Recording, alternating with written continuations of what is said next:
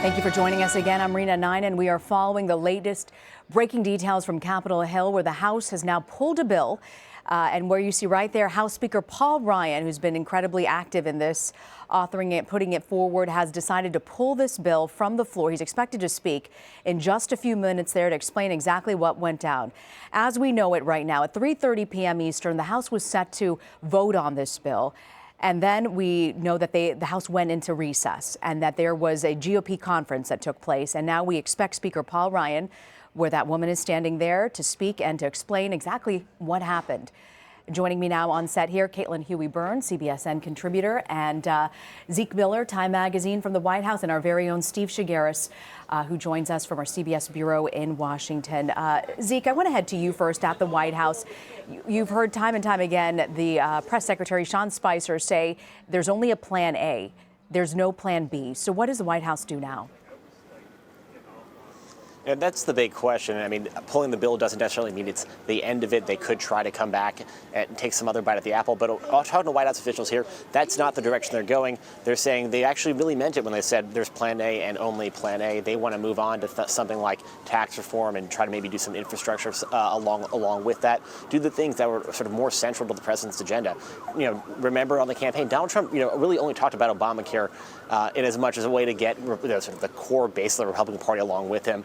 His core supporters, the populists within the party, they care. A lot of them benefit from Obamacare. That's not why they voted for him, why they came to him, certainly in the primary and then in the general. He wants to go back to sort of the core Trump issues, things like tax reform, infrastructure, trade. That's what, one of the things he's been telling aides, he's really not happy in the way the direction things have gone. He wants to go back down, go down that route. The question is, if he can't get Republicans on board, the thing that they promised to get done for 7 years, can he really get them on board for anything?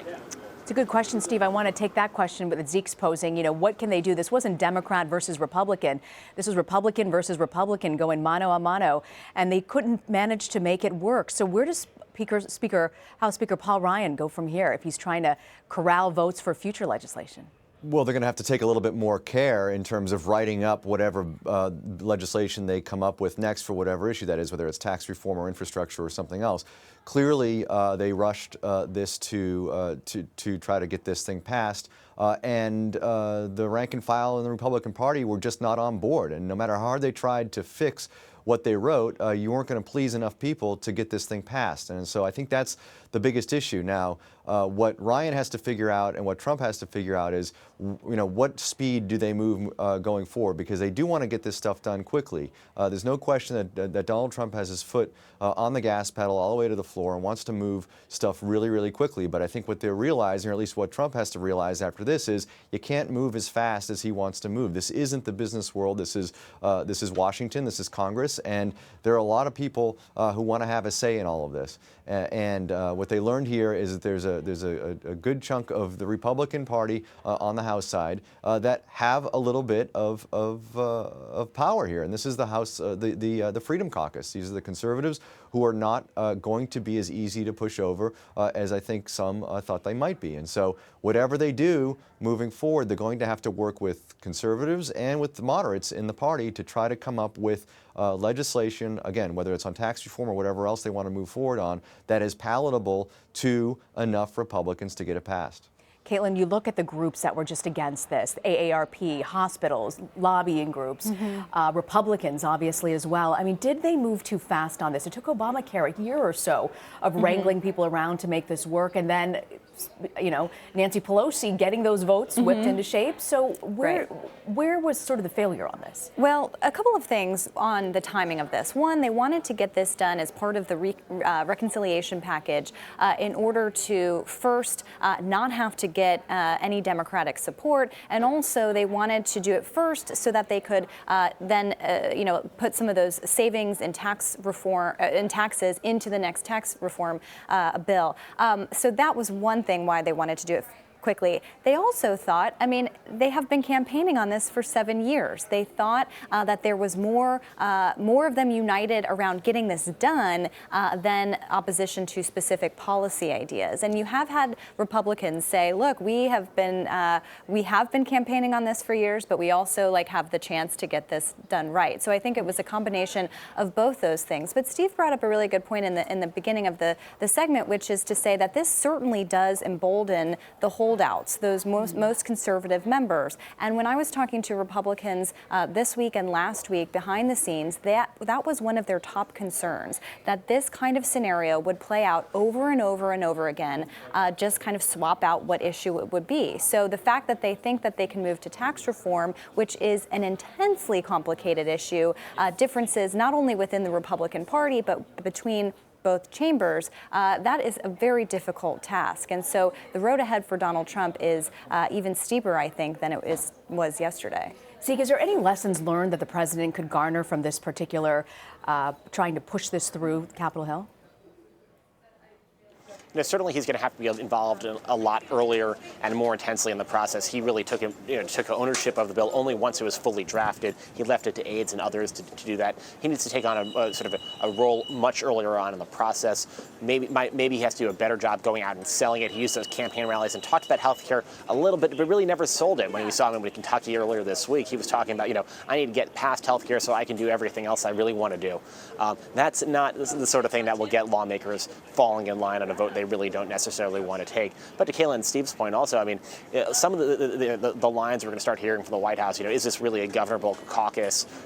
Maybe if we do the next thing, the fever is going to break. The Freedom Caucus really, maybe they just, they kept moving the goalposts. They couldn't get to a yes. We've heard that within the House Republican Conference from the Speaker Ryan, from Speaker Boehner, from the Obama White House. This is not a new problem. The real, in a way, this is less about the White House now, more about House Republicans and the Republican Party in general. Is a party this ideologically diverse governable in this environment? And right now the answer seems to be no. And Zeke, is there a sense that the president can offer? Is there any sort of repercussion or pushback that he could offer, when it comes to pushing back with these members of Congress to get them to follow what he wants to have passed? He doesn't have a whole lot of leverage in the sense that these folks are broadly popular in their districts. They won by 20, 30 percentage points, as Steve mentioned. I mean, that's, there's not a lot of leverage there. Maybe they could launch some sort of aggressive primary campaign, but at the same time, it becomes a battle of the two competing Death Star groups of outside groups. I mean, whether it be the Club for Growth, Koch world on one side, and then the American Action Network, the Ryan Group on the side on the other, and they're just pouring money at each other on television. They sort of cancel each other out. Maybe the president going into some of these districts, making the case personally to voters, trying to primary them or pressure them in some other way, can get them on board in the future. But that requires a whole lot of political capital, and the president's poll numbers really aren't giving him a lot of leverage. Zeke Miller, Time Magazine reporter at the White House. I want to thank you, Zeke. I know you've got to run. I want to turn to Steve Shigaris, who's in our CBS News Washington bureau. Steve, Zeke was talking about the Koch brothers. I'm just curious if you have a sense of what other factors could have helped influence these members of Congress in feeling confident about voting no. Well, I mean, again, as I was saying before, these aren't people that are going out on a political limb by saying no. They are in safe districts. They are not, unless they're going to get challenged in a primary, which is, not necessarily a guaranteed thing if they voted no on this one issue.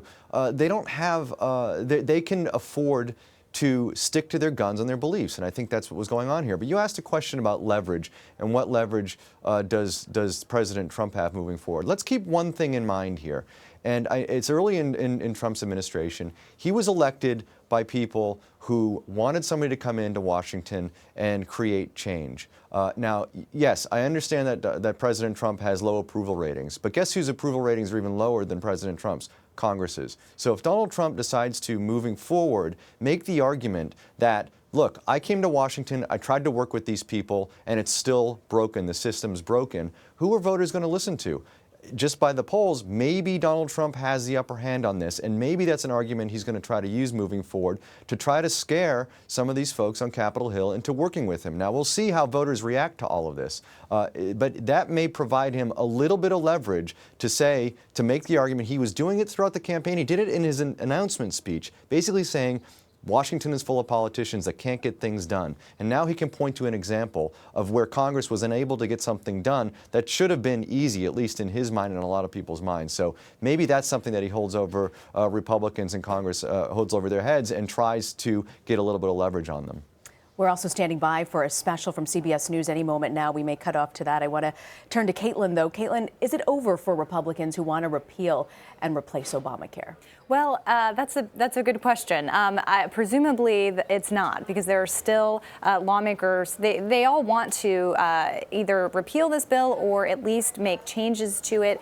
They want to, as Paul Ryan has said before, kind of rescue the healthcare system.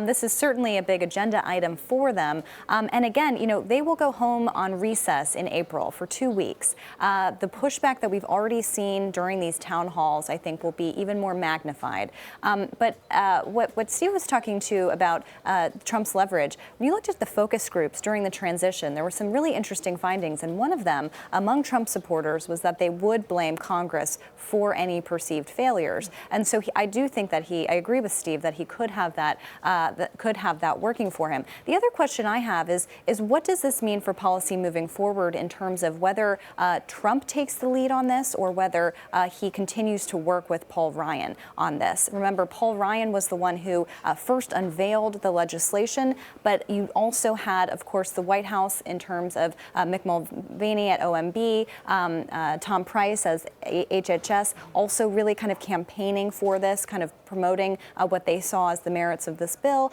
I'm wondering kind of how, whatever they unveil next on the agenda, whether they do it together, whether Donald Trump takes the lead on this and tries to build his own coalitions. The problem that they have, too, is that Democrats, of course, are unwilling to support anything that they perceive as rolling back any legislative accomplishments that they have done. So they're strictly with Republicans here. We heard Steve Mnuchin, the Treasury Secretary, say today, Caitlin, that it'll be easier to go forward with tax reform than it will be with health care. How does he manage to pull that forward? I don't know, unless there's some kind of magic that he knows that we don't. Tax reform is an extremely complicated issue, as we know. Healthcare was the one that was supposed to be a little bit easier, just given, of course, that they had campaigned on it for so long. They had different kinds of legislative measures in the works. Tax reform is really different. As we've talked about, there are differences between what House members want and what Senate Republicans want. It's also a very long, complicated process. In the earlier segment was mentioned that it hasn't been done in 30 years. That is a long time, but there's also a reason that it hasn't been done. And so I think what today signals is that these kinds of legislative fights are really difficult to wage in real life. It's one thing to campaign, it's another to govern, as we know. Steve, we know the president is I guess you could call it political novice. It's his first time doing this. What do you think he walks away learning from this entire experience? You know, he tried to use some of the secrets from The Art of the Deal in what he was doing the last couple of days, including threatening to just walk away from all of this. And it didn't really sway anybody. And so you got to wonder if he's wondering whether his rules of the road that worked for him in the business world and made him such a success in business are actually applicable to Washington, D.C. Again, it goes back to what he was saying on the campaign trail, his argument that Washington is filled with politicians who can't get anything done. Well, that's a different breed of people than trying to build buildings in Manhattan. Not to take anything away from what he did as a businessman, but it's a different game. You're dealing with dozens and dozens of people who all have different motivations for what they believe in and why they're voting for things and why they're supporting things. And so it's not just dealing with city zoning folks and other people you're trying to buy property from or whatever. You're dealing with 435 members of the House and 100 members of the Senate, and things can get a lot more complicated. So you got to wonder if he's going to step back and try to figure out if there's a better way, one, to include some of the lessons that he and the tactics that he used as a businessman, but also figure out if there's a way that he has to build relationships with people, or at least build legislation that is going to have a little bit more appeal to a lot more folks on the Hill, as opposed to just trying to ram something through Congress, which is what they seem to try to do this time around. Okay, I want to let everyone know we're also standing by. House Speaker Paul Ryan, any moment now, is expected to address cameras and to speak at exactly what happened and what went down at 3:30 Eastern today. We were expecting a vote in the House on repealing and replacing Obamacare. That vote didn't happen. Instead, they went into recess, and the GOP conference, they got into a room, they met for a few minutes, and we are expecting Paul Ryan to emerge and to hopefully give us a sense of exactly what went down. You know, the Freedom Caucus, Caitlin, a conservative group that really the president needed the backing of to push this forward, had massive issues with this. And today, about 8 hours ago, the president tweeted, "The irony is that the Freedom Caucus, which is very pro-life and against Planned Parenthood, allows Planned Parenthood to continue if they stop this plan." I mean, pretty much coming out against and sort of trying to shame the Freedom Caucus. Is that the right strategy if you need these folks again down the road? You know, that's a great question. On one hand, these folks are people who, as Steve mentioned, are not deterred by these kinds of threats. They find them very shallow. I talked to a few of these lawmakers from the Freedom Caucus earlier this week who, you know, after Donald Trump went to their conference meeting and said, "You will lose your seats if you don't vote for us for this," they said they didn't buy it. If you look at some of these districts, yes, Donald Trump won these most conservative districts, but those members ran ahead in most cases of Donald Trump and believe that they are in the right on this and that their constituents will follow. They say that their constituents have been calling en masse against this bill. So that's one aspect. But it does beg the question of whether you can, when the blame game starts, which it already has, whether Donald Trump will sacrifice, will risk pointing fingers at people who he will need later on down the road. He has pointed the fingers at the Freedom Caucus already. It's unclear who else he will go after, but you do need these folks to build some kind of coalition moving forward, and this kind of shaming your own party into following your line. He's tried it before and it hasn't worked, as we know, on this, the first big legislative task. Steve, as you know, President Obama took a lot of heat for not inviting John Boehner out for golf outings and a little bit more socialization, but this is within the president's own party. I mean, how does he bridge that divide? Complication about for the Republicans on this is that once they brought up this bill, there was discussion among moderate Republicans and Republicans who aren't in Congress who said, look, there are things about Obamacare that are working. And so that, I think, threw a wrench in the works about just sort of repealing it and, overall. And, while the bill may have been written to appease a certain number of Republicans, there are others saying, look, we're not going to support this because there are things that we actually like about Obamacare. And so it became this back and forth, and you couldn't please the moderates and you couldn't please the conservatives, and that became a real complicating factor. But I agree with what Caitlin said about the Freedom Caucus. Trump has to be very careful about alienating these people. And I think one of the things, I'm interested to hear what Ryan and Trump have to say about this moving forward, but I wonder if Trump was convinced finally to agree to pull the bill, because frankly, if you had this vote and you put all those House Freedom Caucus members on the record with a vote voting against a bill that, frankly, they, I think, in a simple argument, should have supported. You could have seen Donald Trump after this, after the vote failed, saying, hey, look, you know what, this is something that they wanted to do over and over again, and they went and voted against this. That's throwing the House Freedom Caucus under the bus. I think pulling the bill sort of saves face for everybody here a little bit. You're not putting the Freedom Caucus in the awkward position of voting against something that could be politically sensitive. So I wonder if that played part of this or not. And then what's also going to be worth watching closely, how Donald Trump handles this moving forward. Does he throw people under the bus? Does he throw the Freedom Caucus under the bus, or does he throw knives at Paul Ryan? We'll see how this is all handled moving forward. Or do they just, put this behind them and move on to the next thing? It'll be really, really interesting. But knowing President Trump, there's got to be a few digs that are going to be aimed at some of these Republicans. I'm anxious to see if there are. I look forward to tomorrow, Saturday, 6 a.m. I'm sure we're going to get some interesting tweets. But I will tell you, we're just getting word that the president is expected to speak in just a few moments shortly this afternoon. We're going to bring that to you live, of course, just as soon as it does. Caitlin, Steve was talking sort of about, negotiating that and making it work. Earlier, Sean Spicer came out at the White House press briefing and was asked, do you think this somehow handicaps the president's agenda going forward? And he says, I don't think the two are tied together, meaning that he doesn't think that because if they were not able to move forward with health care, that it's going to impact his agenda. Do you agree?